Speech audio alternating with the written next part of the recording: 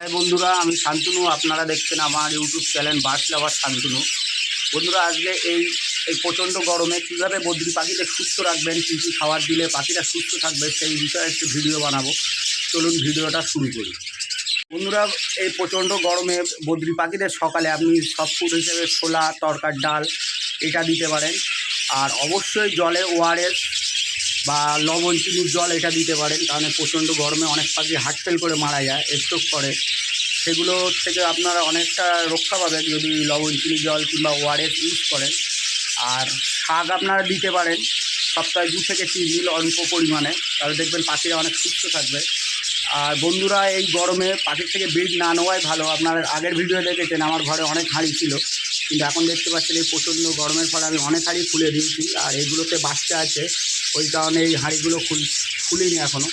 চলুন দেখাবো হাঁড়ির মধ্যে কটা কি বাচ্চা আছে।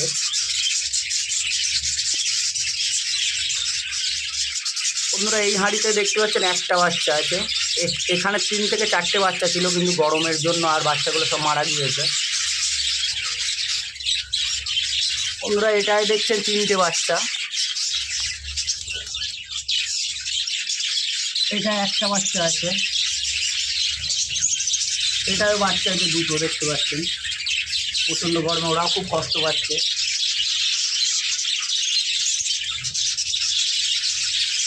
এটাই কিছু নেই, এটা খুলে দেবো। আজ ছিল বাচ্চা, হয়তো বাইরে চলে এসছে। এটাই ডিম আছে, আমি ডিম ফেলে দেবো। কারণ এই প্রচণ্ড গরমে পাখির থেকে ব্রিড নিলে পাখিরা যে হাঁড়ির মধ্যে বসে থাকে গরমে, এতে পাখির ক্ষতি হতে পারে। আমি আবার বর্ষার সময় হাঁড়ি দেবো। এটাই ডিম আছে, ডিমগুলো সব পাড়া হয়ে গেলে তারপরে হাঁড়ি খুলে নেবো। আর বন্ধুরা, আর একটা জিনিস দেখবেন, এই প্রচণ্ড গরমের ফলে বাচ্চারাও কিন্তু হাঁড়ির মধ্যে থাকতে পারছে না। এই দেখুন অনেক ছোট ছোট বাচ্চা, এগুলো কিন্তু এখনও হাঁড়ির থেকে বেরোনোর সময় হয়নি, তবুও গরমের ফলে বাইরে বেরিয়ে এসছে। এই কারণে আপনাদেরকে বলবো, আমি এই গরমে বদ্রি পাখি থেকে ব্রিড না নেওয়াই বেটার হবে সব থেকে।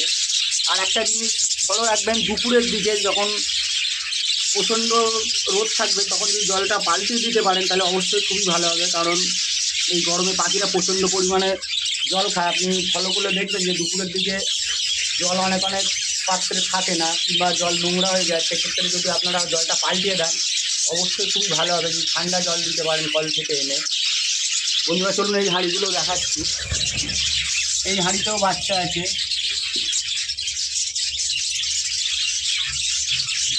এটাই ডিম, এই ডিমগুলো পাড়া কমপ্লিট হয়েছে, সব হাঁড়ি খুলে দেবো। এগুলো ম্যাক্সিমাম হাঁড়িতে নেই। এটাও বাচ্চা আছে।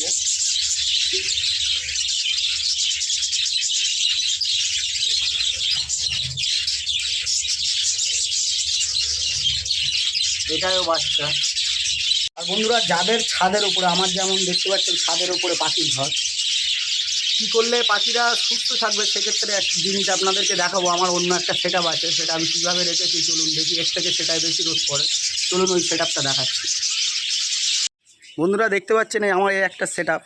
এখানে অল টাইম সকাল থেকে বিকেল পর্যন্ত রোদ থাকে, ওই কারণে আপনি দেখতে পাচ্ছেন আমি কী করে দিয়েছি, ভালোভাবে দেখাচ্ছি। আপনারাও যদি এরকম করতে পারেন দেখবেন পাখির ঘর অতটা গরম হবে না, অনেক ঠান্ডা থাকবে। দেখতে পাচ্ছেন আপনারা। এই দিক থেকে ঘরে বেশি রোদ ঢোকে, ওই কারণে সুপারির গাছের পাতা দিয়ে আমি এরকম করে দিয়েছি। বন্ধুরা, চলুন এই সেট আপটাও দেখাবো আপনাদেরকে।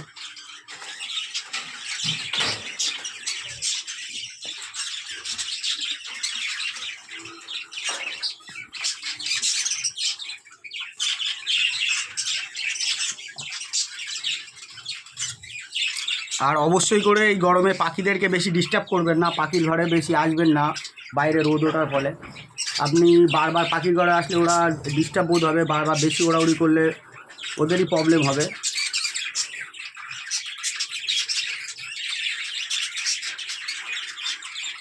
বন্ধুরা, আজকের ভিডিও এই পর্যন্ত। যদি ভিডিওটা ভালো লেগে থাকে অবশ্যই একটি লাইক দেবেন, আমার চ্যানেলটিকে সাবস্ক্রাইব করবেন। নমস্কার।